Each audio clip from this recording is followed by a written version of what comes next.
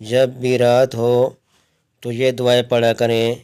اللہم فاطر السماوات والارض عالم الغیب والشہادہ رب کل شیء وملیکہ اعوذ بک من شر نفسی وشر الشیطان وشرکی۔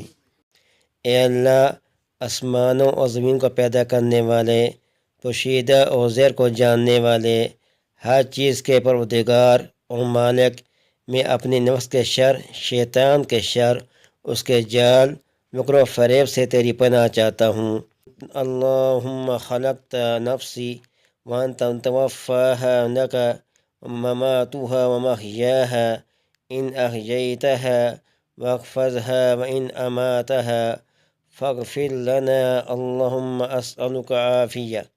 اے اللہ، تو نے ہی میرے نفس کو پیدا کیا اور تو ہی اس سے موت دے گا، اور تو ہی اس کی موت اور زندگی تیرے لیے ہے۔